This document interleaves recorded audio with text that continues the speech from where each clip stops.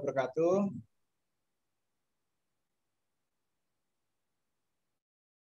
Oke. Assalamualaikum warahmatullahi wabarakatuh.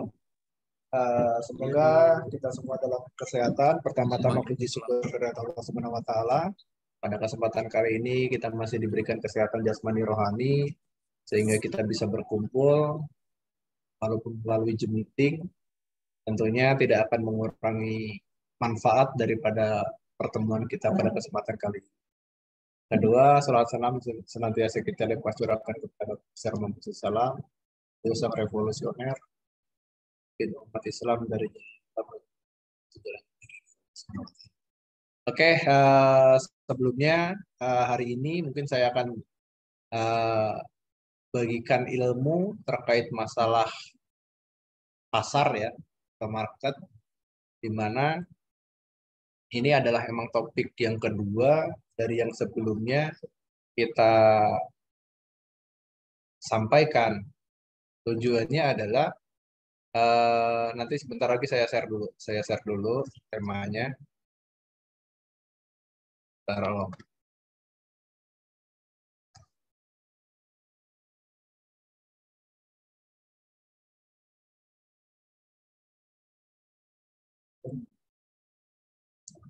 Taruh, saya share dulu Om bahannya, materinya. Biasa sama asisten nih Om.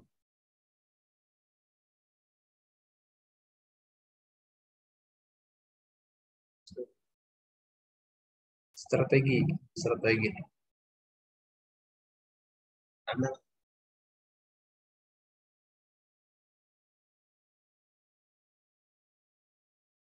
Bentar ya Om, bentar.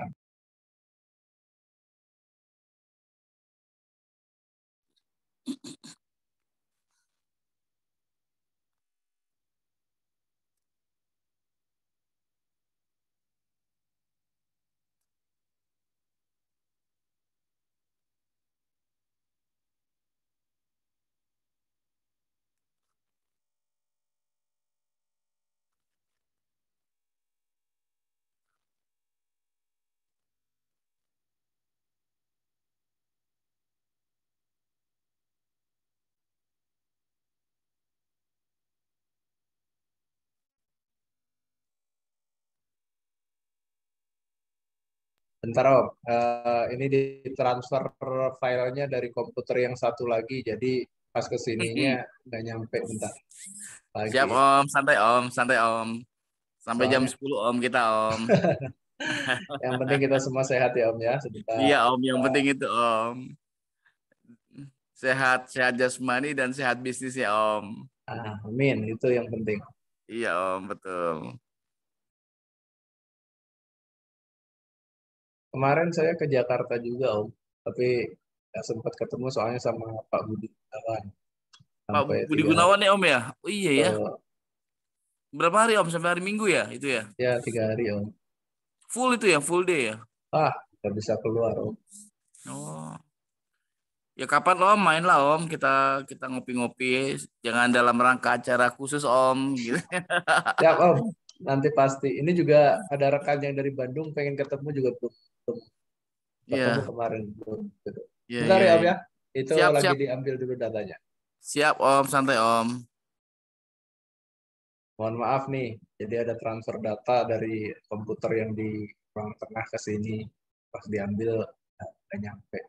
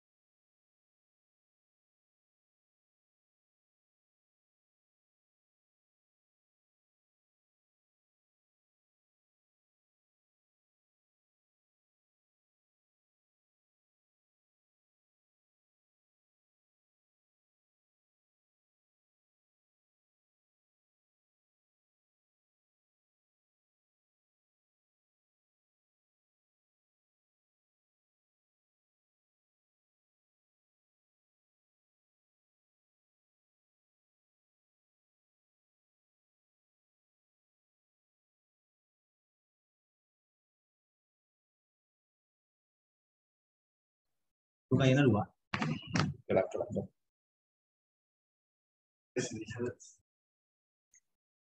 Mana ini? Udah kan suaranya. Halo, Om. Siap Om, siap. Screen-nya ada nggak Om? Apanya? Itu udah ada temanya belum? Materinya ada? Strategi Muncul belum? pemasaran rumah subsidi. Oh, sudah ada ya berarti ya. Ya, Oke. Oke, saya lanjut ya. Assalamualaikum warahmatullahi wabarakatuh. Ya, tadi sudah saya Waalaikumsalam. mulai. Mohon maaf, ada hal teknis yang ya kurang match ya. Mungkin saat ini akan saya mulai. Ini adalah tema yang sebelumnya saya sampaikan mengenai lebih eh, dalam bisnis rumah subsidi ya. Yang ini adalah hanya refresh saja apa yang saya kemukakan kemarin, yang saat ini akan saya perdalam di wilayah marketingnya, Om. Nah, di mana saat ini kita mencoba menyampaikan terkait masalah strategi mengenal lebih dalam rumah subsidi, strategi pemasaran rumah subsidi. Nah, ini adalah kenapa kok sangat penting menurut saya, di mana awal mula transaksi dalam sebuah perumahan itu adalah di strategi pemasarannya atau marketingnya, atau yang kita lebih kenal ini adalah nyawa utama daripada perkembangan rumah subsidi. Ya, kenapa kok saya sebut perumahan pemasaran ini sangat penting? Ya, ini dasarnya. Pemasaran rumah subsidi itu saya kategorikan menjadi dua saat ini, Om. Ada offline Siap. dan juga online. Di mana ini adalah hal-hal yang sifatnya kalau offline itu saya lebih sebut itu adalah metode pemasaran konvensional, online itu adalah pemasaran modernnya. Artinya di sini kita harus mampu mengcombine bagaimana mungkin offline online to offline. Jadi artinya kita online adalah sebagai sarana untuk menggiring, offline adalah sarana untuk mengeksekusi. Nah, ini sangat penting sekali. Kenapa saat ini kita tidak boleh lagi hanya berkutat terhadap satu metode saja, yaitu misalnya, oh kita mau pakai online, tapi kita tidak ada online offline. Nah, ini pun juga susah. Begitu pula sebaliknya. Nah, definisi pemasaran mungkin kita sudah sangat memahami fungsi pemasaran meningkatkan penjualan, mengenakan produk, riset, kepuasan konsumen, kompetisi. Ini adalah rangkaian yang nantinya akan saya bahas, Om.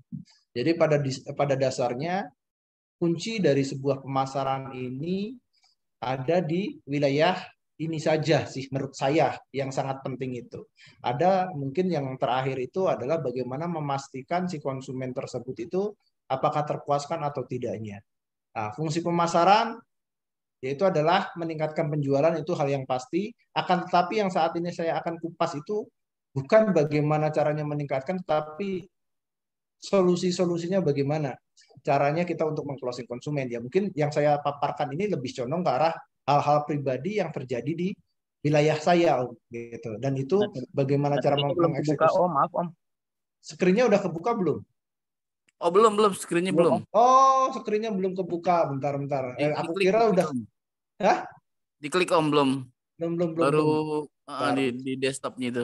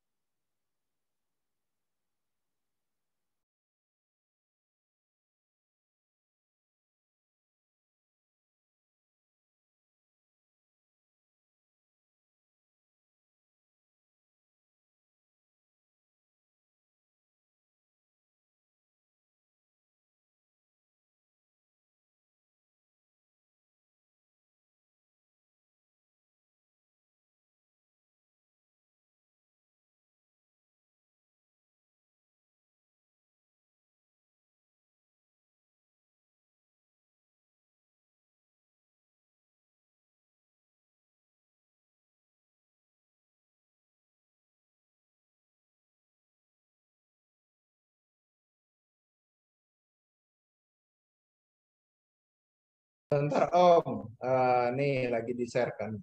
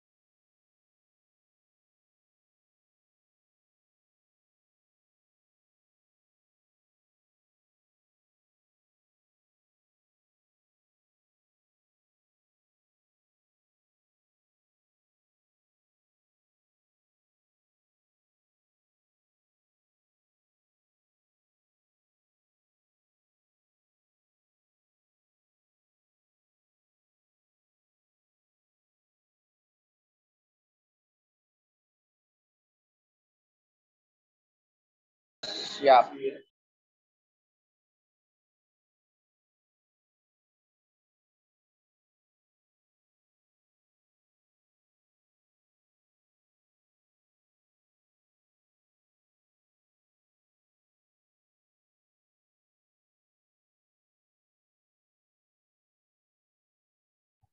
Om bisa dilihat Om? Sudah Om, sudah kelihatan Om. Nah, oke, saya ulangi. Berarti saya ngomong dari tadi nggak kelihatan ya mungkin ya temanya ya. Jadi ini saat ini saya coba untuk menyampaikan terkait masalah strategi permasalahan rumah subsidi, di mana bentar ini teknisi saya berubah Om. Jadi kurang terlalu ini sorry, mohon maaf sekali. Gak apa-apa Om, santai Om. Ini adalah rangkaian yang akan saya sampaikan. Pemasaran rumah subsidi yang saat ini saya lakukan, ini hanya saya cerita tentang diri saya. Kenapa? Ini adalah hal yang sangat membantu saya terkait masalah marketingnya. Pertama adalah pemasaran online dan offline. Di mana saya strategi ini saya combine dengan baik sehingga menghasilkan penjualan dan tingkat closing pun yang baik. Dan ini harus seirama pastinya. Nah, selanjutnya ini adalah definisi pemasaran, mungkin tidak terlalu signifikan harus dipahami ya, karena ini hanya sebatas rangkaian saja. Fungsi pemasaran itu untuk meningkatkan penjualan, pengenalan produk, riset, kepuasan konsumen, dan kompetisi. Nah, di sini saya akan mencoba menyampaikan sedikit tentang pemasaran cepat secara offline, yang dimana saya mengkaji betul dari apa yang sudah saya lakukan. Pemasaran itu bisa melalui penyebaran brosur, itu yang hal-hal yang lumrah biasa, pemasangan baliho, pemasangan properti, direct selling, ataupun sosialisasi. Nah, yang saat ini saya lakukan ketika mengembangkan sebuah perumahan subsidi, pertama kali itu saya lakukan secara corporate. Itu adalah cara mudah untuk kita mendapatkan konsumen secara mudah. Maksudnya corporate seperti bagaimana? Contoh, saya mendatangi satu rumah sakit, di mana rumah sakit itu memiliki banyak karyawan. Di situ saya promosikan itu, ketika saya bisa mengclosing 50 konsumen dari rumah sakit, saya akan berikan satu ambulan atau transportasi untuk mengangkut karyawan itu dari lokasi perumahan saya sampai dengan lokasi dia bekerja, ataupun bisa untuk dirupiahkan. Nah, artinya dengan siapa kita bertatap muka itu adalah hal yang menjadi penentu bagaimana cara kita bisa meng-closing seorang konsumen ataupun banyak konsumen. Kenapa kalau saya sebutkan corporate ini lebih mudah? Karena dari segi administrasi ke perbankan pun ini sangat lebih mudah, Om. Gitu. Maksudnya bagaimana? Ketika istilahnya kita ada corporate konsumen, jadi perbankan itu hanya membutuhkan satu otorisator. Jadi contohnya misalnya kita punya 50 konsumen dengan kesetaraan.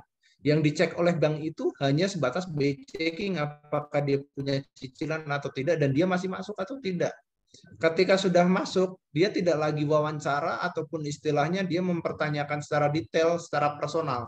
Akan tetapi yang ditanyakan langsung ke corporate-nya itu sendiri, dia itu hanya dari pihak perbankan itu hanya membawa list daripada konsumen yang mengambil dan untuk ditandatangan oleh manajernya bahwa dia itu memang benar karyawan di sana dan bahwa benar juga dia adalah orang yang siap untuk dipotong gajinya. Nah, artinya tingkat approval kita itu akan lebih mudah.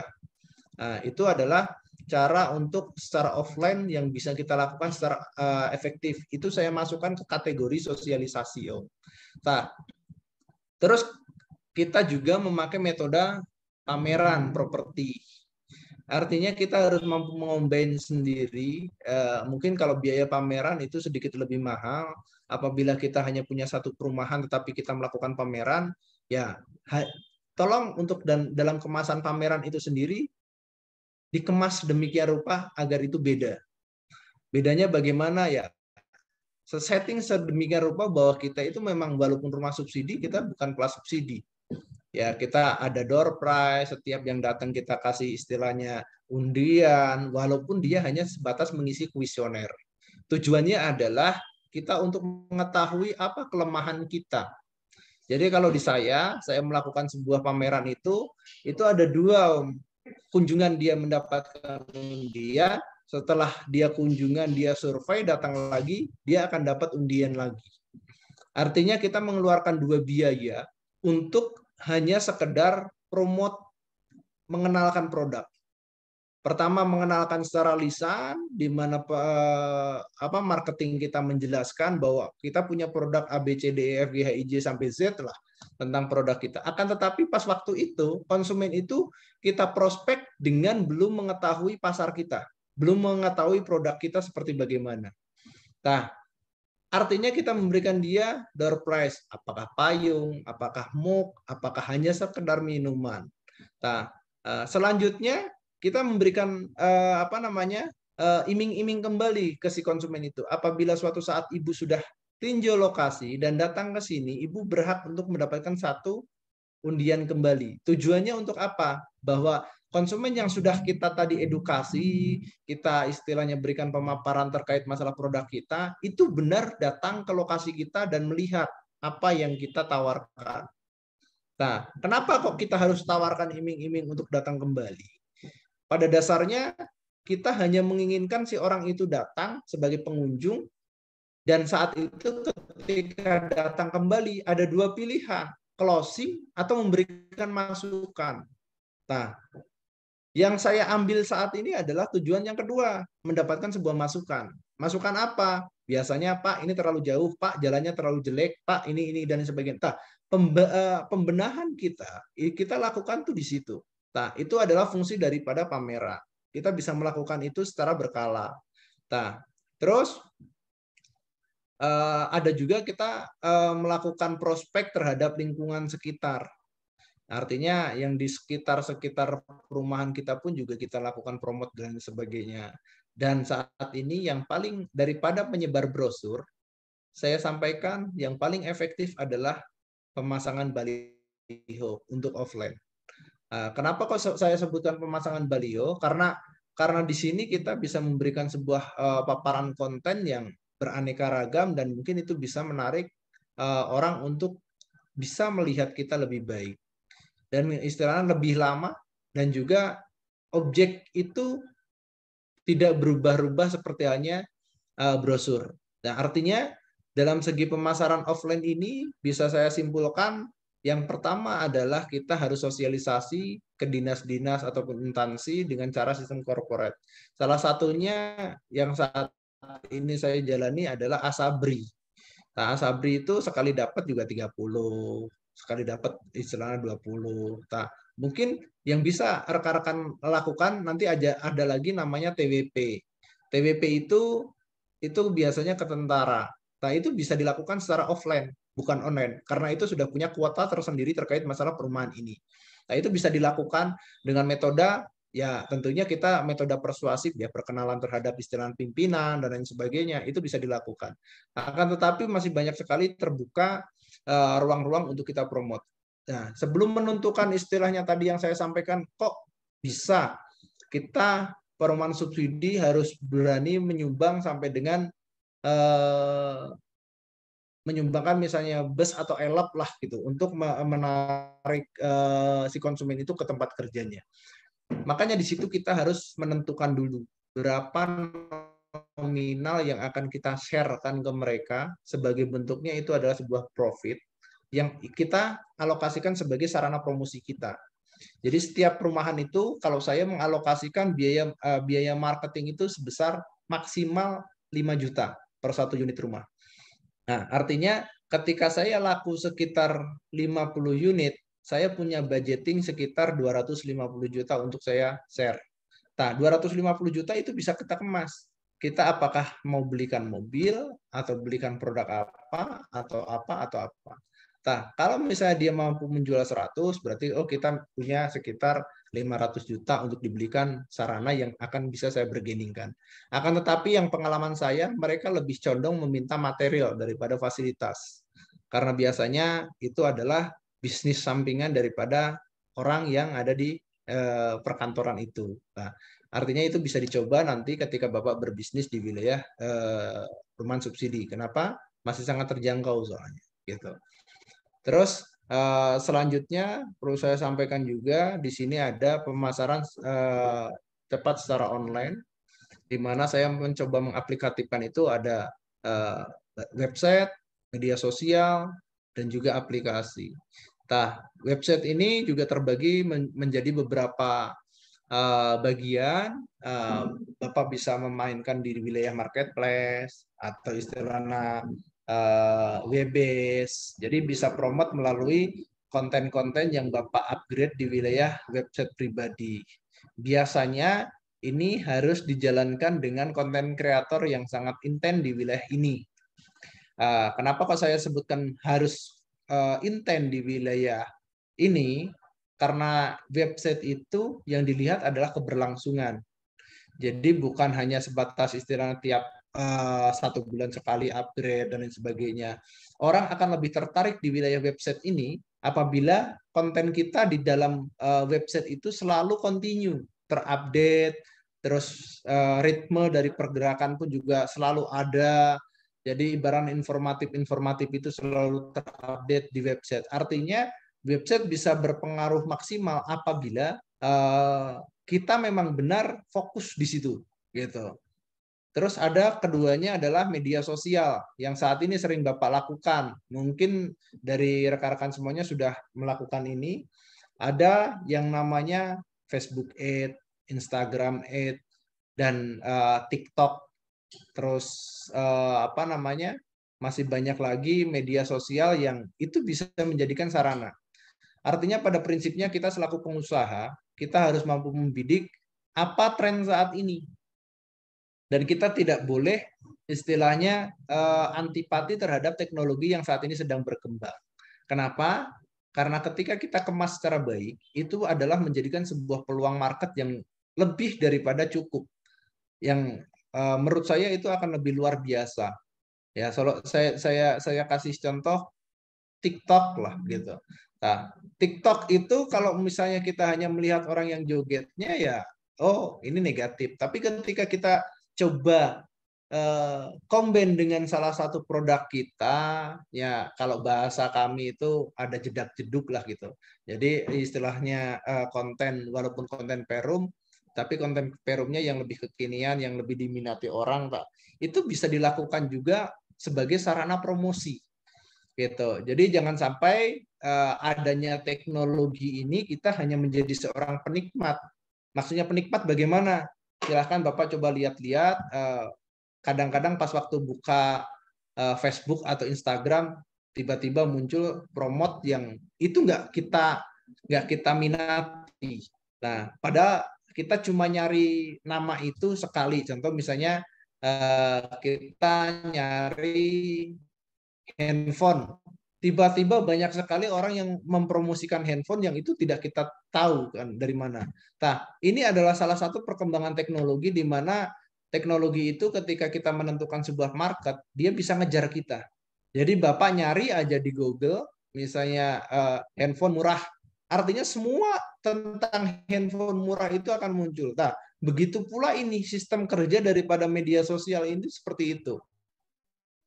Contoh ketika kita membeli salah satu produk yang disebutnya Facebook Ad, kenapa kok istilahnya kita bisa targeting? Kenapa kok kita bisa istilahnya tahu? Itu dari mana screen-nya? Adalah dari penelusuran. Nah, itu yang harus diperdalam untuk di wilayah media sosial ini. Nah, terus ketiganya itu adalah aplikasi.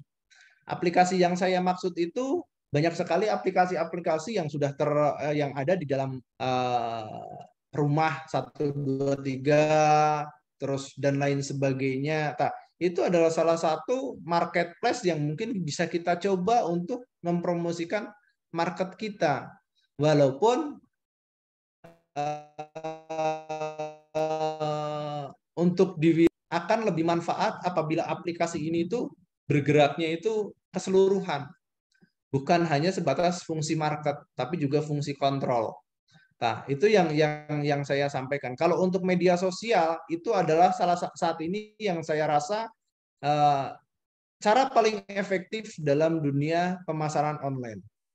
Kalau yang website sama aplikasi ini masih dalam tataran middle lah gitu. Tapi kalau untuk yang sudah luar biasa bisa ternikmati bagi saya itu adalah di media sosialnya, Om. Nah, ini nanti bisa kita diskusi lebih panjang bagaimana caranya untuk firm di wilayah media sosial ini. Ini adalah salah satu konten saya yang mungkin saya terapkan di media sosial ketika pas waktu ada kunjungan Mark Marquez. Nah, di sini adalah konten saya juga bahwa dia sudah berkunjung di lokasi saya. Terus dari konteks pembicaraan. Nah, ini pun juga sama. Ini kebetulan Pak Jokowi itu mau membuka salah satu tempat wisata di sekitar saya, di mana saya membuat konten seperti begini kan gitu. Nah, artinya ini adalah cara bagaimana kita bisa menarik konsumen ataupun menarik media untuk mensyuting kita nantinya. Tujuan ketiga ini adalah membrand nantinya yang ada Pak Jokowi, kami butuh 117 rakyat untuk membeli rumah di perumahan Gria Puspita Asri. Ini maksudnya apa? Karena pas waktu kunjungan itu biar ada media yang meliput di sini dan akhirnya saya dapat promosi gratis. Nah, konten-konten yang seperti demikianlah ini adalah konten-konten yang bisa kita manfaatkan nantinya. Nah, artinya selain kita bisa istilah mempromosikan, kita pun juga harus memiliki orang yang memang firm di wilayah ini. Jadi bukan lagi hanya sekedar wah sahayu nak bahasa Sundanya teh ya sa kobrewe lah bikin konten dan lain sebagainya. Memang hal ini perlu sebuah konsentrasi.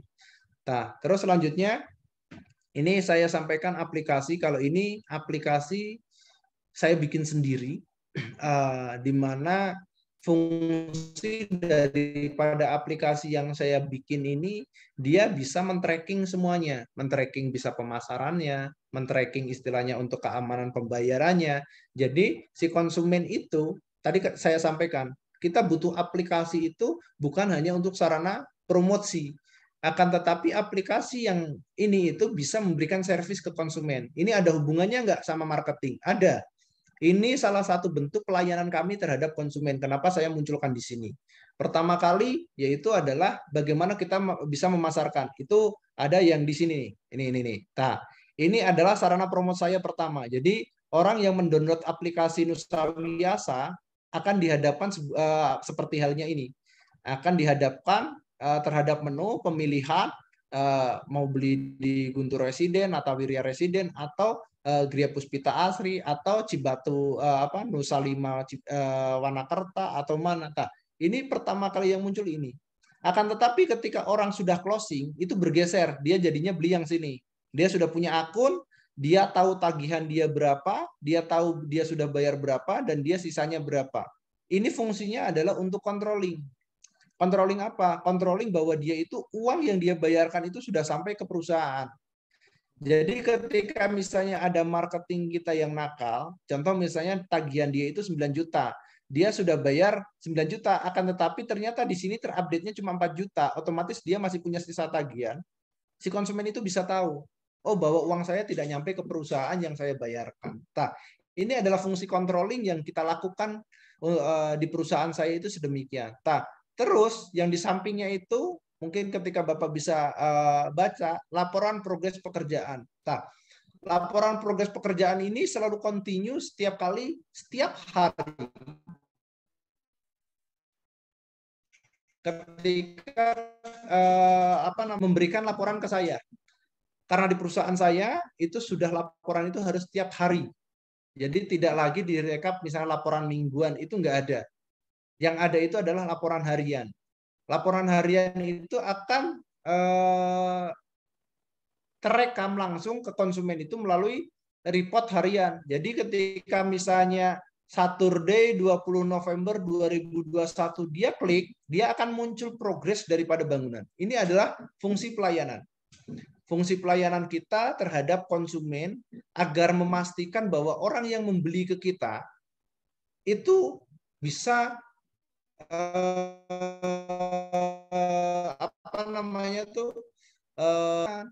bangunan dan juga lainnya. Nah, kenapa kok ini saya masukkan dalam promote marketing? Karena ini adalah salah satu servis daripada sebuah perusahaan. Ibaratnya ketika ditanya, apa sih keuntungan beli di kita? Salah satunya adalah ibu bisa mengontrol pembangunan ibu itu secara langsung tiap hari, nggak perlu ke lokasi. Karena apa? Karena tiap hari ibu selalu akan mendapat upgrade dan daripada pembangunan perumahan ibu. Jadi selalu, itu tiap hari, continue. Nah, terus ibu ketika mau bayar pun juga sama. Ibu nggak usah lagi ngecek apakah uang ibu masuk ke saya atau belum, harus datang ke kantor, nggak perlu. Ibu cukup buka handphone ibu, ataupun bapak, buka apakah uang itu sudah masuk atau belum. Nah, itu bisa dilihat. Ketika belum masuk, silakan hubungi call center kami. Nah, call center itu siapa? Itu langsung saya sendiri nomor saya. Karena saya adalah selaku orang filternya. Gitu. Jadi ketika ada yang berhubungan, ya nanti akan didirectnya langsung ke saya ketika orang itu sudah beli rumah. Nah, artinya fungsi daripada aplikasi selain untuk sarana promosi, kita bisa lakukan sebagai sarana controlling. Kita bisa lakukan sebagai sarana untuk administrasi dan lain sebagainya. Nah, itu adalah fungsi daripada penambahan aplikasi.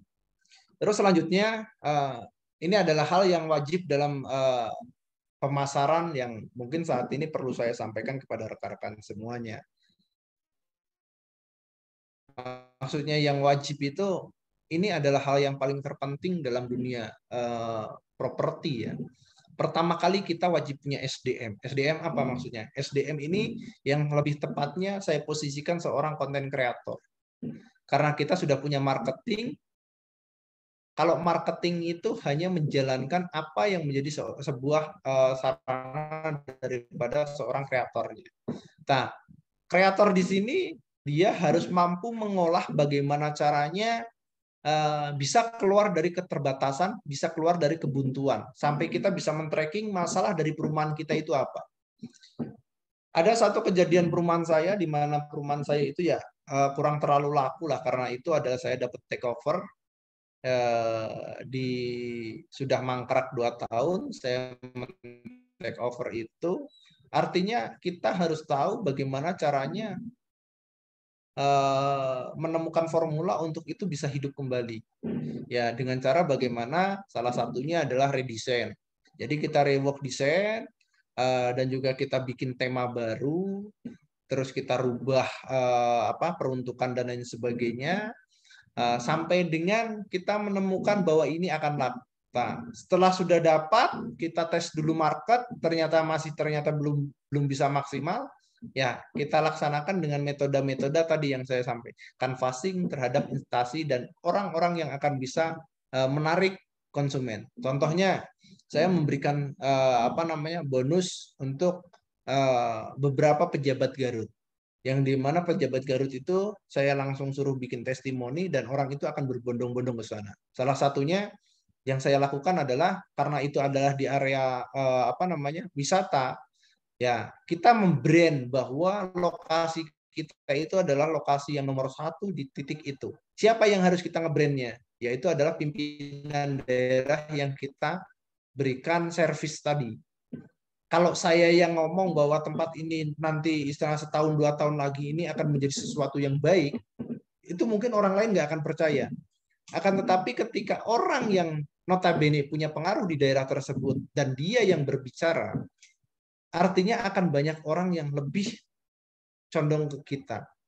Dan itu kita rasakan. Gitu. Kita memberikan brand bahwa ketika istilahnya nanti mempromosikan ke konsumen itu, di sini akan berkembang sangat pesat. Kenapa? Orang istilahnya Pak A aja beli di sini, Pak B juga beli di sini, Pak D juga beli di sini, Pak C, nah sampai Z-nya dia beli di sini. Dan dia pun benar beli gitu. Nah, artinya itu sebagai pendirect kita bahwa orang itu yang tadinya tidak percaya karena sempat mangkrak, dia akhirnya bangkit lagi dan percaya. Maksud sih nggak percaya, yang belinya adalah Pak Wakil Bupati, ada Pak Dandim juga, ada Pak Kalapas juga. Masa sih seorang pejabat-pejabat besar aja dia mau investasi di sana, beli di sana, tapi kita orang yang biasa nggak beli. Artinya kan saya tinggal balikin. Masa sih Bu, seorang sekelas begini aja beli di kita, artinya dia juga tahu kan potensi kedepannya di wilayah ini akan bagaimana. Nah, itu adalah metode bagaimana caranya kita bisa membersihkan kondisi. Saya perlu sampaikan, mungkin ada plus, ada minus, di mana mengobati itu kadang juga lebih sulit daripada mencegah. Dalam artian, biasanya perumahan baru itu akan lebih mudah untuk di-create daripada perumahan takeover. Akan tetapi, banyak juga kemudahan yang bisa kita lakukan apabila kita tahu treatmentnya, gitu. Jadi di sini itu yang menjadi isu itu adalah bagaimana cara kita mentreatment setiap permasalahan dan kita analisa, gitu. Nah, makanya poin pertama yang wajib kita punya itu adalah SDM yang mampu mengolah itu. SDM istilahnya konten kreator ini dia berhubungan dengan orang project. Orang project itu arsitektur kita, bagaimana caranya bisa merubah image. Apakah kita harus membangun benteng dulu, apakah kita harus membangun fasilitas dulu, atau kita hanya membangun rumah yang bagusnya saja. Sebagai itu brand kita bahwa kita agar mempermudah penjualan dan merubah mindset tadi. Nah, terus selanjutnya saya sampaikan adalah alat. Alat di sini adalah saran konten kreator tadi. Kalau saya di perusahaan itu saya sudah fasilitasi mereka dengan drone, dengan kamera, dengan gimbal, dengan beberapa hal yang mungkin mereka inginkan. Karena dari sanalah bermula sebuah hal ini terjadi. Jadi konten-konten yang baik itu pasti akan bisa terfasilitasi dengan alat-alat yang baik juga. Itu yang saya sadari. Ya, tentang masalah keterbatasan dan lain sebagainya, kenapa kok kita mengadakan itu dan memaksakan untuk ada? Karena itu adalah fasilitas yang mungkin tidak bisa tertinggalkan. Kita harus punya fasilitas juga. Alat itu juga sangat penting untuk menunjang market kita. Nggak mungkin juga kalau istilahnya kita pengen membuat sebuah video rilis yang bagus terkait masalah lingkungan sekitar. Kenapa kok kita bisa menjual bahwa itu lingkungan kita itu dekat dengan tempat wisata dan sebagainya? Ya, tentunya kita butuh alat yang bisa kita lakukan. Akan tetapi, apakah ini bisa dilakukan tanpa keterbatasan alat? Alat itu banyak. Handphone pun bisa jadi alat. Nah, yang pasti, kenapa kok saya memposisikan SDM itu di posisi pertama? Karena dialah yang akan bisa melakukan itu. Pertama kali saya pun juga tidak punya alat sama sekali dan saya pun menyusun sedikit demi sedikit sampai dengan saat ini ya alat yang saya butuhkan itu mulai lengkap. Nah, terakhir adalah produk. Produk ini adalah kombinasi daripada alat dan SDM. Jadi ketika mereka sudah istilahnya membuat konsep dan lain sebagainya, ayo apa yang akan kita bikin untuk memaksimalkan pemasaran. Kalau saya, terobosan yang paling besar yang saya bikin adalah saya membuat aplikasi. Itu adalah terobosan paling besar yang saya bisa mengeklaim satu Jawa Barat ataupun bahkan mungkin satu Indonesia yang memiliki aplikasi yang meliputi keseluruhan itu baru saya. Kenapa kok saya bisa seperti itu? Ya mungkin ada sih kalau yang besar-besar, tapi kalau pemain subsidi mungkin baru saya. Kalau Agung Podomoro mungkin sudah punya dan sebagainya. Akan tetapi untuk perumahan subsidi yang memiliki dari mulai rule A, B, C sampai Z-nya, itu saya bisa mengklaim sedemikian rupa. Kenapa? Saya punya kenalan salah satu perumahan yang besar di Jawa Barat. Mungkin ada yang kenal Pak Joko Suranto. Dia Buana City Group. Dia pun belum menerapkan sistem aplikatif seperti demikian. Artinya beliau masih menggunakan aplikasi personal-personal, keuangan-keuangan, marketing-marketing, controlling, dan itu pun tidak by real time. Kalau kita dari mulai absensi, selfie, terus untuk report harian itu update tiap hari wajib. Terus kita keuangan pembayaran konsumen bisa langsung terdirect oleh konsumen. Laporan bangunan itu dinikmati oleh konsumen tiap hari dan kita bisa melihat itu dari manapun. Nah, ini adalah terobosan yang terbesar tadi dari SDM ditambah alat kita menciptakan sebuah produk. Nah, produk selanjutnya adalah aktivasi daripada sosial media. Ini sama juga. Jadi konten kreator saya membuat sebuah konten-konten terkait kekinian dan lain sebagainya. Itu diaplikasikan di sosial media. Tujuannya apakah untuk saat ini? Enggak. Mungkin saat ini yang nonton cuma 2, 3, yang komen 4, 5. Tapi saya bertujuan untuk besar. Artinya saya coba membangkitkan sebuah portofolio perusahaan di mana itu saya bangun jauh hari. Ya mungkin saat ini beberapa orang. Tapi suatu saat dengan melihatnya kita intent, kita continue dan kita konsisten, saya harapkan mereka itu lebih trust ke kami. Nah, itu adalah keberhasilan saya untuk yang kedua, yaitu mampu membuat sebuah dinamika sosial media yang selalu continue berjalan. Terus keberhasilan ketiga yang harus kita lakukan adalah produk lagi. Itu adalah keanekaragaman daripada bentuk bangunan. Itu berawal juga dari SDM, di mana mereka memikirkan sebuah solusi bagaimana caranya mempercepat kita untuk laku. Itu dilakukan dari segi mengembangkan dari produk. Jadi mungkin desain-desain saya itu sedikit banyak beda dengan pada perumahan yang lain. Nah, itu adalah keberhasilan daripada SDM saya untuk meng-create sebuah produk. Agar apa? Agar memudahkan marketing dalam hal mempasarkan.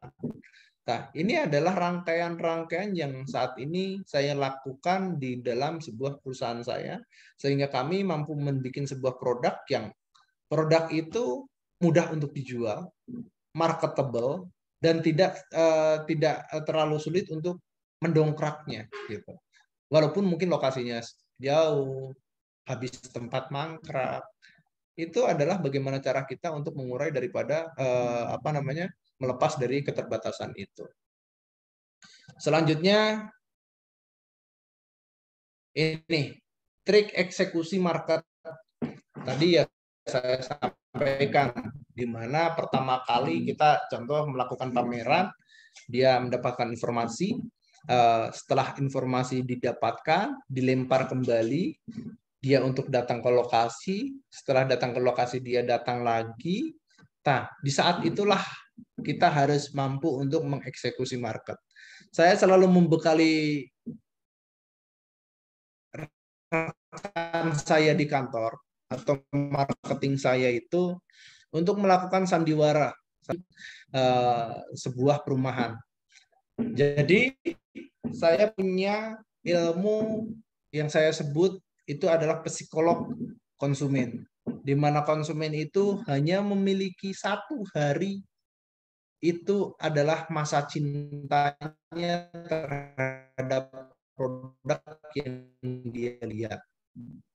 Hanya kita selalu berharap bahwa konsumen itu suatu saat akan kembali lagi ke kita. Itu cuma 1 hari. Karena setelah dia lihat, dia merasa suka. Rasa suka itu hanya bertahan 24 jam. Selanjutnya, rasa suka yang berikutnya itu sudah akan bergeser. Mungkin ada suka yang lain. Yang kemarin suka ke rumah, mungkin saat itu dia akan suka ke mobil, ke motor, atau ke yang lain. Ada hal-hal lain yang mungkin mereka bisa lakukan yang tadinya kita konsennya ke rumah, dia tidak. Artinya apa? Kita harus mampu mengeksekusi si konsumen itu dalam hitungan cepat, maksimal 2 hari. Bagaimana caranya? Kita pastikan di hari pertama apakah dia minat atau tidak. Ketika dia minat, kita coba pancing dulu untuk booking kafling, karena seolah-olah kafling tersebut banyak yang minat. Gitu. Nah, ketika dia istilah sudah masuk umpan itu, dia pasti akan bilang, Pak, saya akan bahasa kita itu dia akan berunding dulu sama keluarga dan lain sebagainya untuk teknis itu. Artinya ketika dia berbicara sedemikian, artinya dia ada minat, akan tetapi dia belum yakin dengan apa yang dia minati. Tugas seorang marketing cuma satu. Dengan bagaimana? Dengan membuat sandiwara. Seolah-olah marketing yang satunya lagi dengan ganti nama misalnya di Pak Sopyan, dia nge-WhatsApp ke si marketing itu. Ibu, kafling yang ini saya jadi ya Bu, nanti saya akan datang ke sana jam berapa? Misalnya kan gitu. Nah, kalau belum ada yang booking, nah, hal itu jadilah kesempatan untuk menjadi daya tawar pada konsumen tadi yang datang. Nah, mungkin ini sudah ada yang melakukan. Ini jadi lihat ke lokasi. Karena ibu yang lihat pertama, saya pengen tawarkan dulu ke ibu. Kalau ibu nggak mau, ini saya jual ke sini ya Bu. Nah, karena psikolog seseorang tadi cinta itu hanya bertahan dalam 1 hari, dia akan terpengaruh di situ. Gitu. Nah, manfaatkan psikolog seseorang itu secara maksimal dan pahami psikolog seseorang itu tidak akan lepas. Dengan cara bagaimana? Mengclosing secara cepat. Kalau kita istilahnya punya marketing yang dia istilahnya, Pak, saya sudah follow up, tapi follow up-nya hanya menanyakan, Bu, gimana jadi enggak? Tanpa ada penguatan bahwa apa yang mereka sukai itu adalah hal yang tepat, itu juga percuma. Gitu. Jadi tugas seorang marketing dan konten kreator tadi, bagaimana dia bisa memastikan bahwa apa yang sudah dia tandai itu adalah tepat, benar gitu, dan nggak salah. Dan tugas seorang marketing itu hanya menguatkan, oh ternyata tempat itu tuh banyak peminatnya dan ini sudah ada yang mau meng-closing, daripada dibeli orang itu saya dulu deh. Jadi bahasa para butma seperti itu. Nah, itu adalah trik bagaimana kita mengeksekusi. Pertama kali kita kenali dulu dan analisa ini karakteristik seseorangnya itu bagaimana. Ternyata dia adalah orang yang jeli, detail, dan lain sebagainya. Nah, kalau jeli dan detail bagaimana? Kita benturkan dengan sebuah servis lokasi. Seperti halnya, Pak, ini dulu itu perumahan kami itu saya sudah bangun, tapi ini jelek kualitasnya. Kita bongkar lagi, Pak. Kenapa? Karena itu tidak sesuai. Seharusnya begini, ini dibikinnya begini. Nah, jadi setelah istilahnya dijelaskan ini, kita bongkar, kita bagusin jadi seperti ini, Pak. Nah, itu adalah untuk mengenali psikolog seseorang ketika dia adalah orang yang detail. Terus, penentuan metode tadi. Bagaimana mentreatment orang itu agar dia tuh lebih percaya ke kita. Lebih trust, lebih ya intinya lebih bisa mendirect secara maksimal terhadap masalah ini kan gitu. Nah, hal-hal ini yang sangat kita harus sangat penting itu di sini. Jadi setelah mengenali dan kita menganalisa seorang konsumen bahwa dia adalah orang yang serius, dia istilahnya punya kapasitas untuk beli, bagaimana caranya dia bisa closing dulu. Minimal booking dulu. Nah, selanjutnya barulah kita eksekusi dengan menentukan metode. Ya, targetannya adalah kita adalah goal. Nah, selanjutnya, ini adalah after sales service. Nah, ini yang saya sampaikan tadi, di mana ini adalah hal yang paling penting, yang paling mendasar dari semua yang saya sampaikan. Kita akan tidak baik-baik saja apabila kita dalam istilahnya setelah dapat konsumen, menservis konsumen, tetek bengek dan lain sebagainya sampai dia closing, akan tetapi kita mengabaikan sisi ini, udah kita adalah perusahaan yang merugi. Maksudnya bagaimana? Kita tidak akan lagi diminati banyak orang dan perusahaan kita tidak akan pernah dicari sama orang. Yang saat ini saya pertahankan itu adalah nama baik daripada perusahaan saya.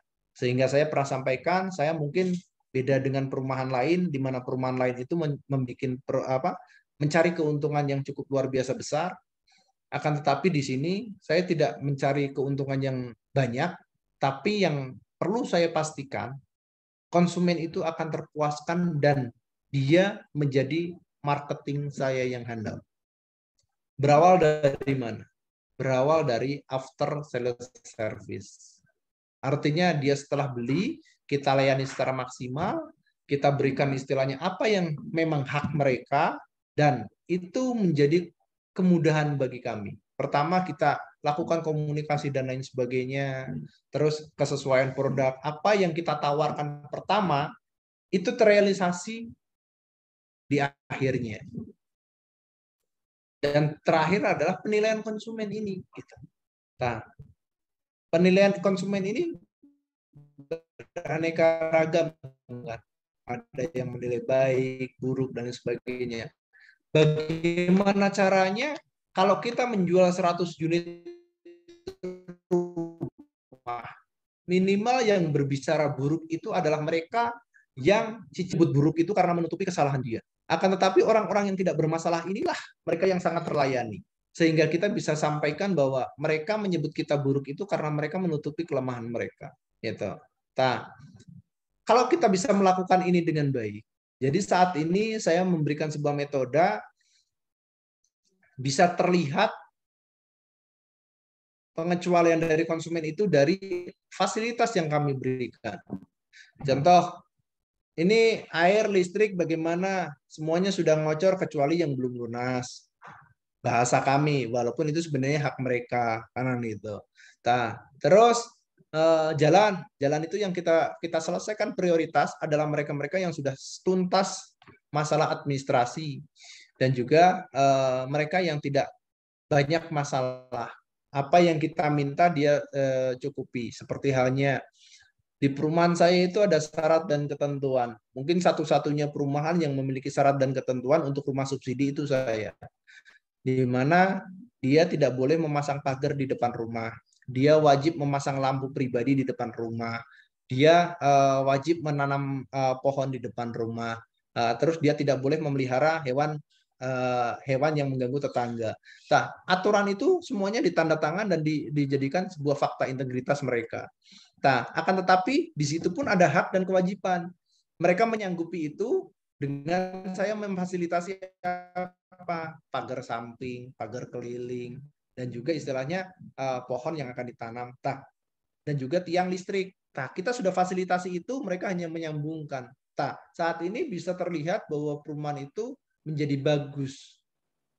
Jadi tidak mengandalkan PJU, tapi lingkungan itu terlihat lebih terang dan lain sebagainya. Nah, hal-hal yang sedemikian awalnya desain bagus akan bermuara bagus juga terhadap pembangunan rumahnya.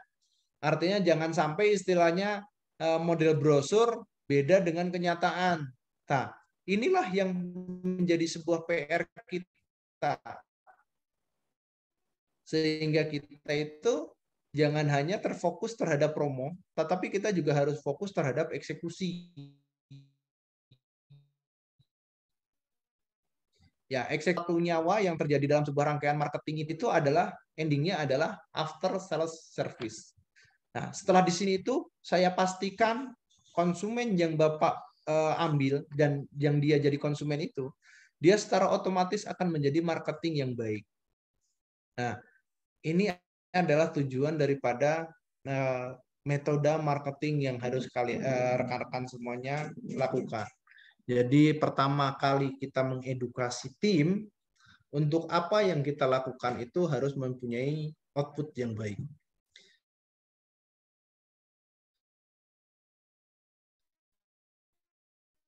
Untuk apa? Untuk menciptakan ini satu lokasi paling marketing paling banyak 2. Bagaimana 2 ini bisa maksimal untuk menjual semua produk kita yang ratusan. Dengan bagaimana? Dengan menciptakan marketing baru. Siapa marketing baru itu? Adalah konsumen kita. Karena di konsumen kita itu ada yang istilahnya kerja jadi PNS, dia bisa jadi marketing di lingkungannya. Karena dia menyampaikan bahwa tadi after service kita tuh bagus, sudah terbangun dan sempurna begini dan sebagainya, fasilitasnya juga langsung terpenuhi. Nah, artinya kita sudah berhasil menciptakan marketing baru terhadap perumahan kita. Nah, ini adalah rangkaian yang bisa kita lakukan untuk bagaimana mempermudah penjualan daripada marketing perumahan subsidi. Bisa tidak untuk perumahan komersil? Bisa saja. Akan tetapi kalau ke perumahan komersil itu kan perumahan yang notabene untuk dari segi cicilan pun juga lebih tinggi dan lain sebagainya. Kenapa kok ini lebih cocok untuk perumahan-perumahan subsidi? Karena siapapun yang dipromosikan tentang perumahan subsidi itu pasti mereka mau. Ibaratnya PNS menawarkan ke kepala dinasnya. Pas dia tahu ternyata rumahnya itu nyaman, kepala dinasnya pun jadi beli. Gitu. Jadi ibaratnya tidak menuntut kemungkinan orang yang memiliki jajaran strata tertinggi pun dia juga beli dengan apa yang kita ciptakan. Artinya kita harus berbaik-baik di situ. Itu. Nah, itu adalah rangkaian daripada keseluruhan yang saya rangkum dalam bentuk sebuah pemasaran. Silahkan apabila ada yang mau ditanyakan dan juga apa takutnya ada yang terlewat karena sisi presentasi itu pun juga tidak terlalu banyak. Justru yang paling saya inginkan adalah kita bisa diskusi secara langsung. Gitu, Om Sauki, monggo. Siap, Terima Om. kasih. Siap. Oke. Menarik banget ini diskusi mengenai marketing gitu kan. Ya sebelum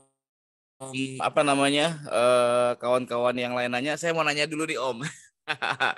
Jadi Om, kalau di komersil saya kan salah satu strategi untuk marketing saya kan 2,5 juta bayar booking fee, free DP dan lain-lainnya gitu kan. Jadi cuma bayar 2,5 juta all in gitu Om. Jadi istilahnya udah tanpa biaya dan lain sebagainya itu langsung akad gitu kan setelah disetujuin sama bank.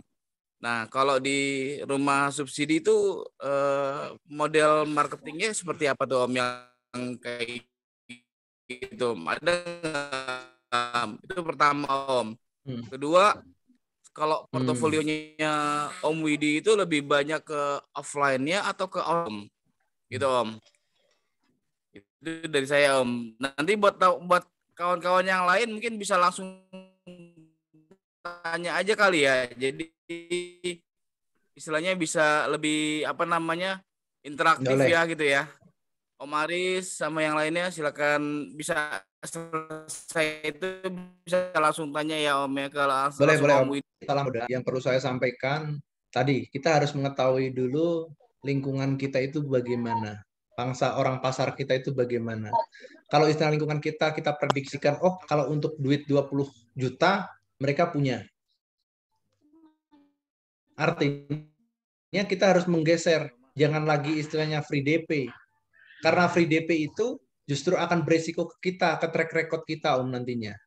Jadi mereka akan berpikir daripada saya ngontrak, mending saya beli ini cuma bayar 2,5 juta, saya bisa pakai sampai dengan kalaupun misalnya dia mau niatan jelek, dia bisa nggak nyicil selama 1 tahun, bisa nempatin tempat dengan hanya 2,5 juta, akhirnya nanti akan dilelang. Nah, itu akan yang rusak siapa? Nama baik developer itu sendiri. Kalau saya tidak ada satupun perumahan yang saya free DP kalau gitu. Yang ada itu justru saya tingkatkan fasilitas baik gitu. Jadi yang saya lakukan, apakah saya akan bonus, contoh misalnya atap drop ceiling, interior, atau hal-hal yang sifatnya itu akan lebih menarik daripada sekedar kita freekan DP-nya. Nah, tapi yang jadi poinnya, kita harus tahu market kita dulu. Dia punya nggak kira-kira market kita itu uang sebesar segini. Contoh misalnya kita combine nih, DP misalnya 50 juta, booking sekarang DP jadi 20 juta, bonus apa? Jadi artinya dia cuma bayar 20 juta tapi bisa bonus drop ceiling daripada digratiskan, Om. Gitu. Jadi seolah-olah double bonus, padahal mah itu mah sebenarnya ya itu kene gitu. Tapi lebih mengedukasi ke mereka dan kita dapat pemodalan tambahan. Kan kalau rumah subsidi itu harga bangunan itu kan saya ilustrasikan sekitar, kalau misalnya kita tipe 30 saja, itu kan sekitar habis 40 juta. Kalau kita kebantu DP dengan sekitar 80 juta, 8 juta atau 10 juta lah, ya minimal kita bisa menyelesaikan 1/4-nya, minimal pondasi dan lain sebagainya kita sudah terbantu juga melalui DP itu. Nah, artinya itu juga sebenarnya sebagai penyelamat cash flow. Namanya DP itu sebagai penyelamat cash flow kita. Jadi jangan salah, jangan hanya sekedar kita mencari, wah kita bisa menjual dengan DP kecil nih, dengan tujuan kita cepat terjual. Akan tetapi pas waktu pembangunan kita keteteran modal. Nah, hal-hal yang sedemikian pun juga kan akhirnya tidak baik terhadap progres kita. Nah, ini jangan sampai terjadi juga terkait hal sedemikian. Nah, terus masalah komposisi offline sama online. Saya sampaikan tadi, online itu adalah sebagai sarana untuk bagaimana mendatangkan orang, bukan untuk mengeksekusi orang. Karena hampir jarang transaksi perumahan itu melalui online, Om. Jadi online itu tujuannya itu untuk menambah kunjungan saja. Yang saat ini saya lakukan itu adalah untuk menambah kunjungannya saja. Setelah kunjungan banyak, artinya eksekutor itu tetap aja di marketing yang offline. Nah, jadi kita bisa mengarahkan seperti ini. Kalau dia belinya misalnya di kantor pemasaran, dia tidak dapat bonus misalnya drop ceiling. Saya saat ini interior, saya bikin satu promo, ketika dia closing di tempat pameran, dia akan dapat undian dan juga kanopi. Silakan milih, kalau undian itu ada istilah dapat motor, dapat apa-apa kan itu. Tapi kalau dia belinya di kantor pemasaran, dia tidak dapat apa-apa. Kenapa? Tujuan saya itu adalah memberikan image bahwa banyak orang yang closing di tempat pameran. Agar mempengaruhi bahwa oh perumahan ini laku yang dilihat oleh banyak orang. Nah, jadi ketika ada orang yang mau closing di kantor pemasaran pun, dia lahirnya mending berangkat ke tempat pameran kita untuk closing. Nah, tujuannya untuk apa ya tadi? Rangkaian ini yang harus kita lakukan, bagaimana kita bisa membuat skenario agar orang itu merubah mindset bahwa oh perumahannya si Pak ini yang lokasinya di sana itu, nanti kan pas waktu ada konsumen yang closing di sana, tujuannya adalah apabila pas waktu itu barengan dengan orang yang lain, dia akan bertanya-tanya. Ketika yang nanyanya itu langsung ke konsumen yang closing, minimal ada informasi lain yang dia dapatkan. Oh iya kok Bu, lokasinya bagus, bla bla dan sebagainya. Nah, ini adalah tujuan kita. Jadi jangan sampai kita istilahnya melakukan sesuatu yang mubah, ibaratnya pameran kan sudah mahal. Ya kita coba branding ke sana. Nah itu sih Om. Nah, terus ada lagi apa tadi teh Om Soki? Itu sih Om, udah Om. Udah. Ini udah. Om ada pertanyaan dari Pak ini Om Aris ini. Boleh. di tulisan ini kan dengan bentuk rumah yang bermacam-macam, gimana caranya menangani kemungkinan permintaan keperluan penambahan biaya bangunan. Kedua, total budget marketing Om Widi berapa? Budget promo, bonus berupa uang atau kendaraan, dan persentase komisi pegawai tetap marketing, Om. Oke. Itu, Om. Dengan bentuk rumah yang bermacam-macam, gimana caranya menangani kemungkinan permintaan keperluan penambahan biaya bangunan? Kalau penambahan biaya bangunan sampai saat ini saya hitungnya per meter, Om. Jadi 1 meter persegi itu saya paling murah 2 juta, paling mahal 2,5 juta. Itu yang saat ini terjadi di saya. Karena RAP yang untuk pelaksanaan itu saya cuma 1,5 juta, Om. Jadi artinya dalam 1 meter itu saya dapat tambahan keuntungan sekitar 500. Kalau yang saat ini saya jual itu kan tipenya 36/72. Artinya ada tanah lebih di belakang itu sekitar 15 meteran, Om. Nah, si 15 meter itu biasanya ketika dia bangunkan ke kita, nah, itu kita akan dapat tambahan untung di situ. Gitu. Jadi dia pengen bangunnya bagaimana nih, apa aja spesifikasinya, kita ukur, kita gambar, kita bikinkan desain. Ya ketika sudah cocok, kalau untuk bangunan utamanya habisnya segini, tambah interior segini, ya hasilnya dia harus bayar sekitar segini. Ada satu konsumen saya itu yang nambah sekitar hampir 100 juta, yang tadinya 150 juta, dia jadi 150 juta, tapi dia tetap subsidi, Om. Wih. Nah, mantap. artinya tujuan kita kenapa kok kemarin yang mungkin mengikuti seminar yang kemarin itu saya sampaikan, kita ada konsultasi gratis denah dan juga arsitektur. Nah, tujuannya itu apakah memang gratis? Nggak gratis juga. Kalau dia, karena bidikan kita itu adalah mereka yang konsultasi itu bisa kita closing untuk menjadi untuk menjadi konsumen tambahan tadi. Ya, saya menyadari bahwa kenapa kok itu peluang itu saya ciptakan. Saya menyadari bahwa produk kita itu terbatas. Tapi bukan artinya keterbatasan itu tidak bisa menciptakan produk baru di dalam produk itu. Itu yang saya selalu gagas. Artinya orang jual rumah itu banyak yang bisa dijual. Interiornya bisa dijual, kanopinya bisa dijual, terus penambahannya kita pun juga bisa dijual. Artinya yang tadi saya balikan, servis untuk masalah bangunan itu penting agar konsumen itu percaya bahwa ketika dia mau membangun lagi itu percayakan ke kita. Tujuannya adalah ke sana. Jadi jangan hanya sebatas istilahnya kita membangun tok segitu sehingga orang ketika kualitasnya jelek, orang lain mana percaya lagi untuk membangun yang lain.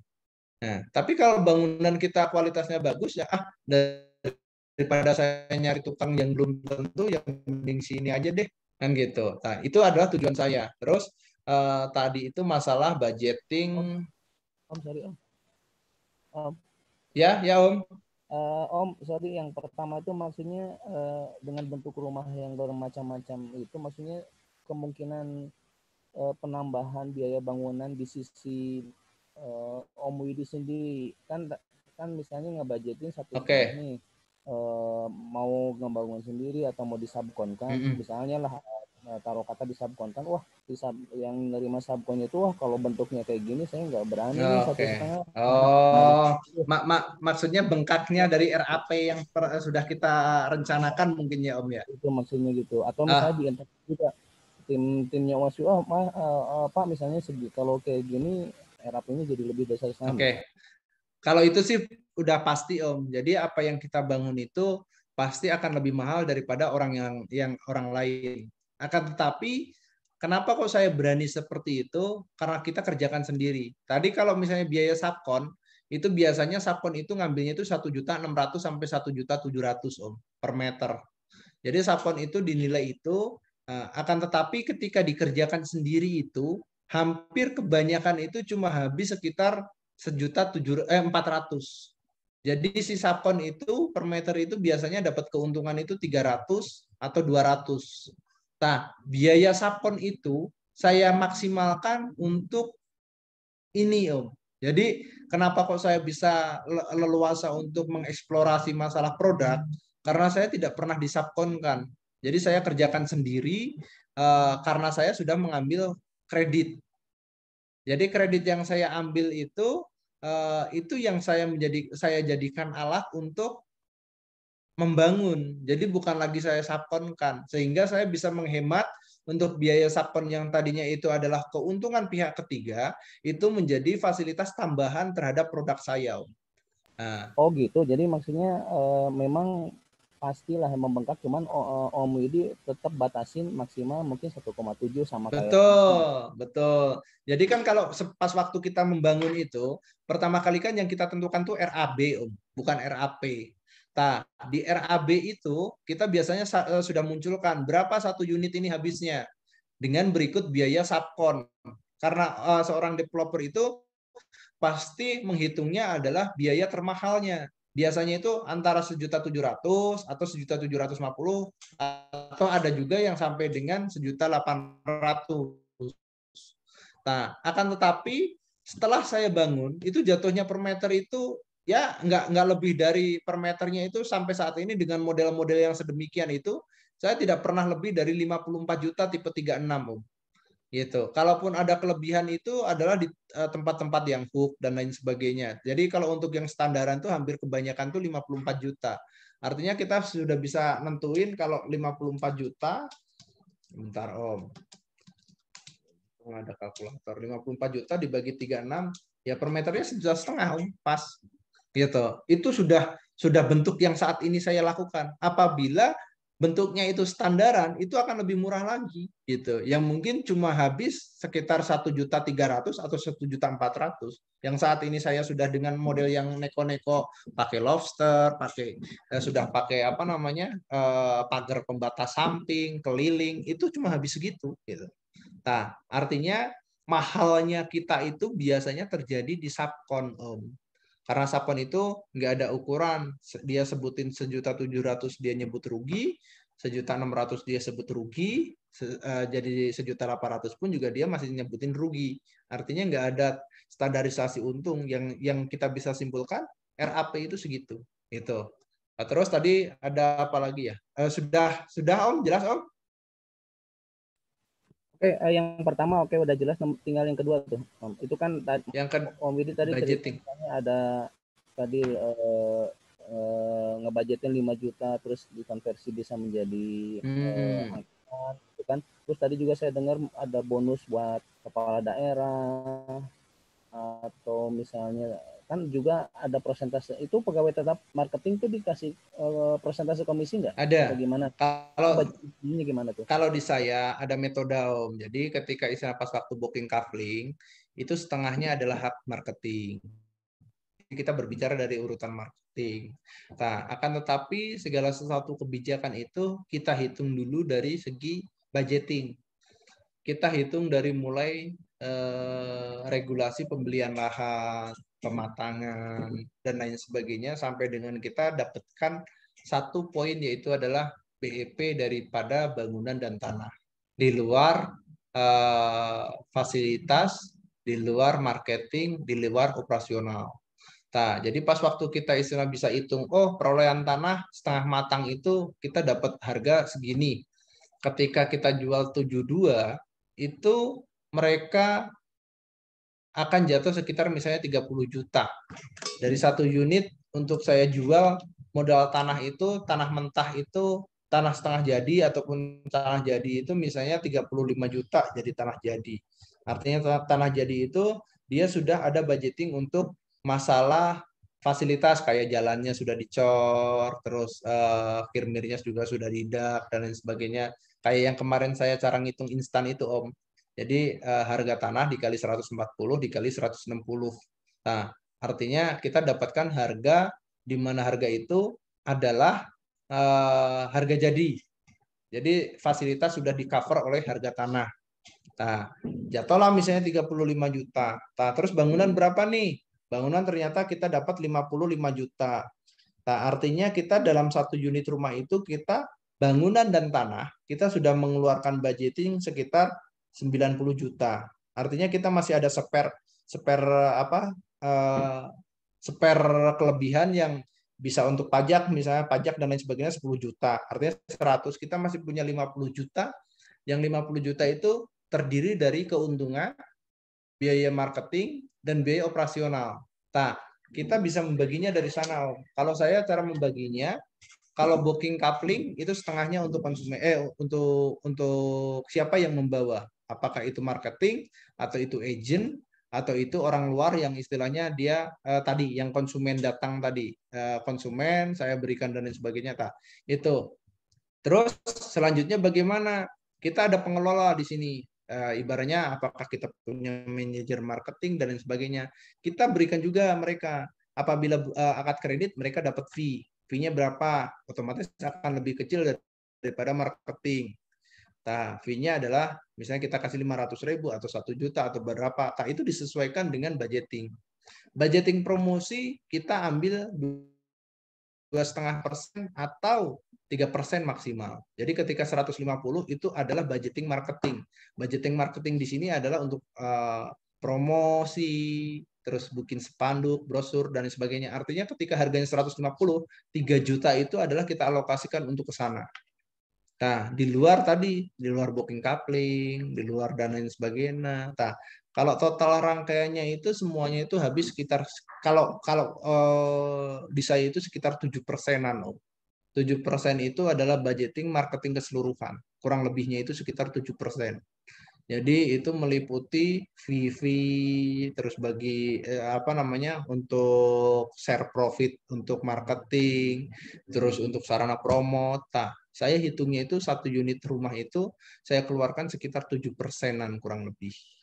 Ya, itu adalah budgeting yang saya keep, jangan sampai lebih over daripada itu. Nah, itu meliputi tadi yang Om sampaikan untuk budget promo, bonus berupa uang atau kendaraan. Uang dan kendaraan ini pun juga ada di promo-promo tambahan, Om.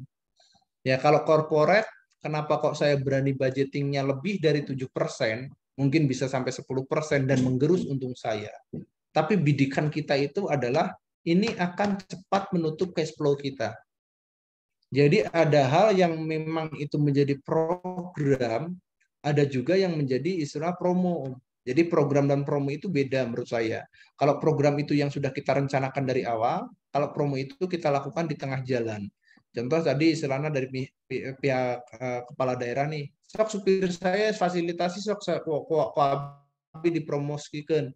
Fasilitasi itu kan tadi bentuknya apakah saya DP-nya saya kurangi, yang tadinya 10 juta, dia cuma bayarnya setengahnya. Nah, itu kan budgeting yang saya sharingkan. Tapi tidak akan lebih daripada yang tadi saya sudah rencanakan. Kalaupun lebih pun juga tidak apa-apa, karena itu ngambil dari promo yang tidak continue tadi, Om. Ya, tadi kalau saya ada payung, ada apa, dan sebagainya, itu kita produksi banyak, yang itu akan kita bagi-bagikan. Gitu. Nah, itu adalah masuk dalam kategori yang 7%. Gitu. Itu untuk masalah komisi pegawai dan marketing.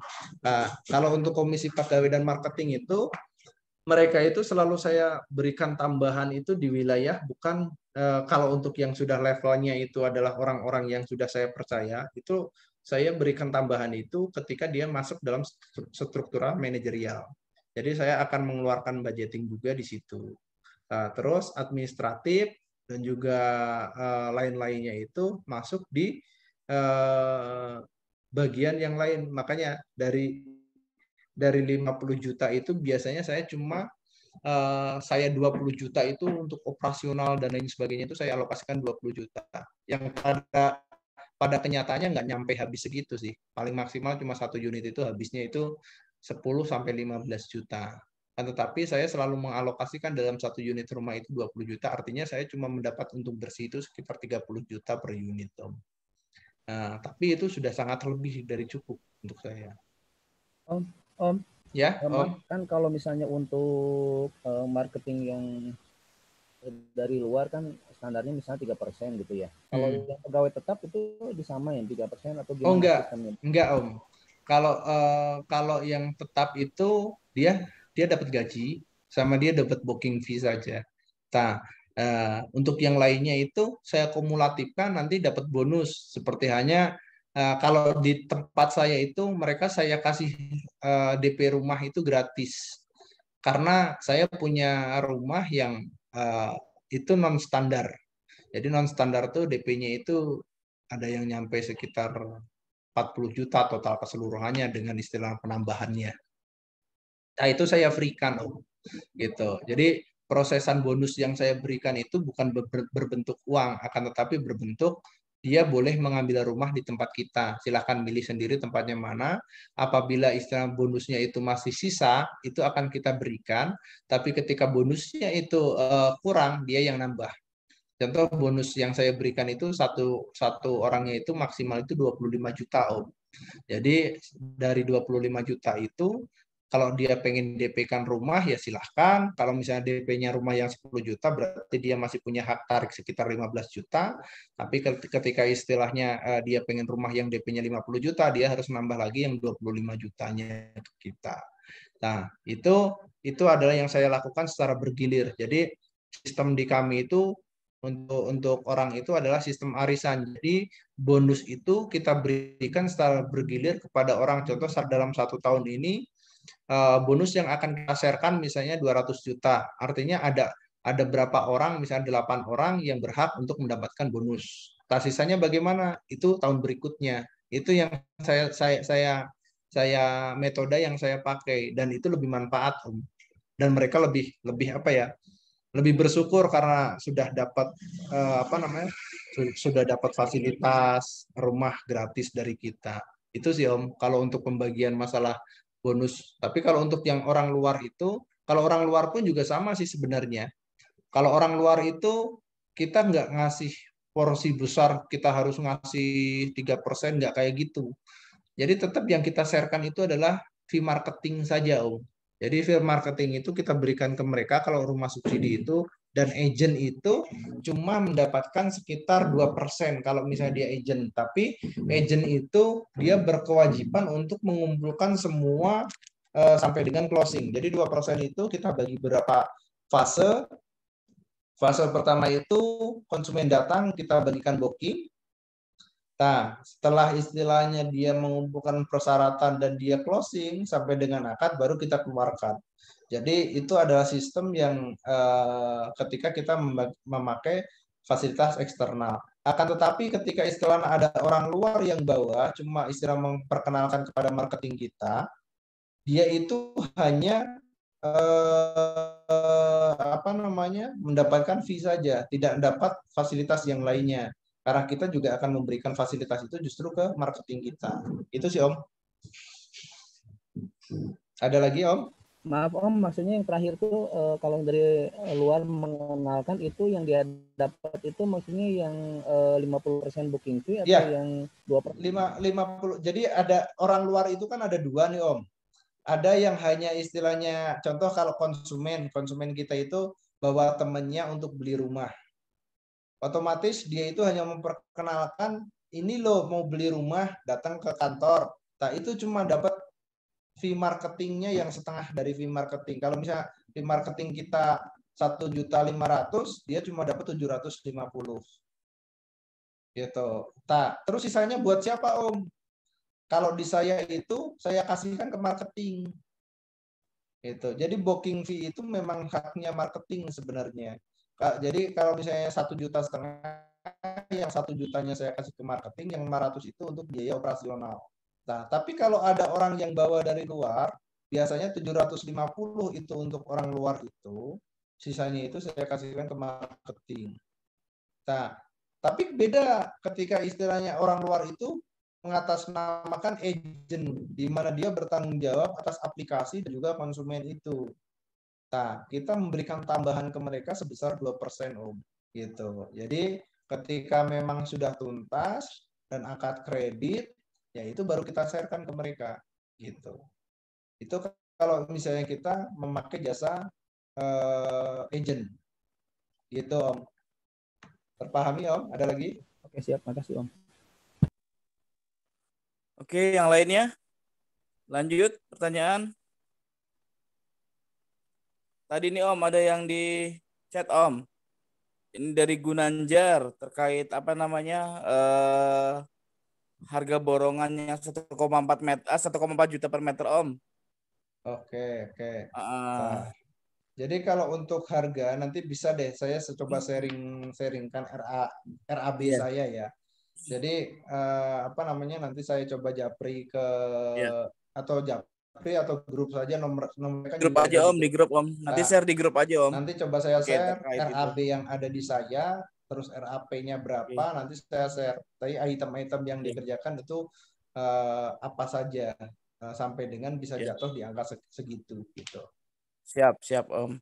Nah, Ya, info juga buat kawan-kawan. Ini kan kita udah pertemuan kedua nih. Jadi kan istilahnya dari pertemuan pertama, pertemuan kedua, kalau misalnya memang masih ada yang ingin ditanyakan, pengen diskusi atau apa, bisa tanya-tanya di grup ya Om ya. boleh Om, boleh Om. Jadi Nah, istilahnya nggak harus formal ketika acara aja, tapi di oh, hari-hari biasa juga bisa ya Om ya, oke. gitu ya. Terus Ya. nanti juga saya coba sampaikan juga, ketika istilahnya ada rekan-rekan nih, ternyata kan banyak nih yang ngejapri ke saya, Mas ini ada yang mau kerjasama dan lain sebagainya, terkait masalah ini, bagaimana cara membuat apa namanya, perjanjian yang baik dan lain sebagainya. Saya sudah ada konsep dan itu saya pakai, ada namanya PPJB, yang itu bisa dijadikan sebuah acuan. Kalaupun misalnya memang butuh draft-draft yang seperti demikian, silakan japri, nanti biar saya kasihkan juga sebagai bahan untuk kita sharing. Nah, terus ya, ketika ada yang mau bertanya masalah skema-skema bagaimana cara mengakuisisi, terus bagaimana caranya ibaratnya kita biar aman take over, agar pas waktu masuk ke banknya kita nggak keteter, itu silahkan. Kalaupun mau istilah kita tukar tukar apa nama pikiran pun juga, yuk saya siap bantu memberikan apa yang saya pahami di sini. Itu. Kalau bisa sih jangan japri juga Om. Kalau bisa sih istilahnya kita diskusi di grup. Oh, Jadi ayo, istilahnya monggo. Monggo, jadi buat monggo, mau teman-teman di yang grup, lain juga mau di maksudnya sini. gini, diawali dengan diskusi di grup gitu kan. Nanti kalau misalnya Oke. memang udah intens dan lebih itu lagi, mungkin boleh japri, nggak ada Boleh, masalah Om. juga.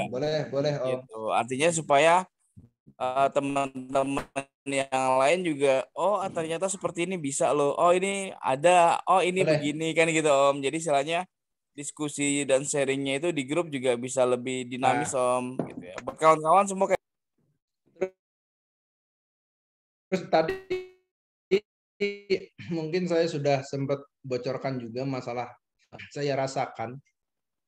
Jadi perkembangan saya itu bisa terkontrol itu mungkin di project dari 2019, 20, 21, 2020, 21, 22. Kenapa saya merasa sangat pesat di sini itu ya karena kita lebih intens di wilayah monitoringnya, Om. Jadi dari segala sesuatu yang saya sampaikan tadi, muaranya itu sebenarnya saya punya nyawa itu di aplikasi. Jujur saya sampaikan, saya sangat tertolong, sangat terbantu, sangat istilah bisa memaintain apa yang saya lakukan itu dari sana. Saya sempat miss itu waktu kemarin, bulan Februari. Bulan ini, itu saya sempat miss. Sempat missnya kenapa? Jadi saya sudah, saya akan mendapatkan uang segini itu sudah terprepare karena saya punya aplikasi Om. Cuma gara-gara COVID Om, jadi pas waktu kemarin itu BTN Syariah Bandung dari 54 orang itu tinggal sisa 14. Otomatis dalam waktu 1 bulan lebih itu yang tadinya saya bisa akad kredit sekitar 18 konsumen itu nggak bisa. Karena apa? Analisnya nggak ada yang masuk sama sekali. Nah, miss saya itu adalah miss yang sifatnya tidak unpredictable. Jadi bukan karena istilah perkiraan ya. Jadi pas waktu saya Januari itu saya beli tanah, ceritanya tuh. Pas Februari itu yang seharusnya saya akad banyak, itu gagal akad Om. Tadi situ itu adalah miss yang tidak terkontrol. Akan tetapi kita sudah punya safety. Safety-nya dari mana? Tadi KYG. Jadi kita itu KYG itu tidak memang sengaja tidak saya cairkan, karena itu KYG itu saya ambil bukan untuk membangun secara jor-joran, akan tetapi KYG saya pastikan itu sebagai dana safety. Apabila memang suatu saat saya terjadi sesuatu yang urgent, saya tidak bisa menyairkan apa-apa, saya bisa menyairkan KYG.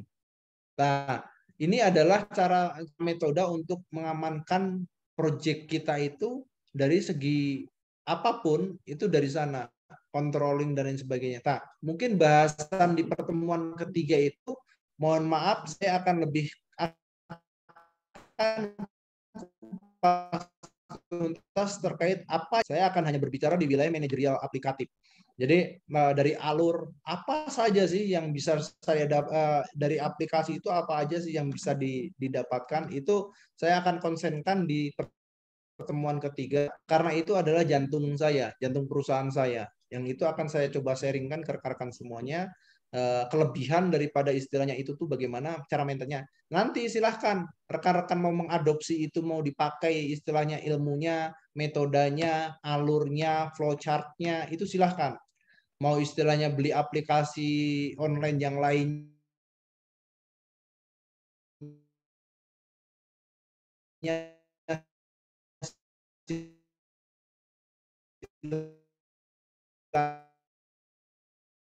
pada dasarnya saya cuma yang baik itu begini.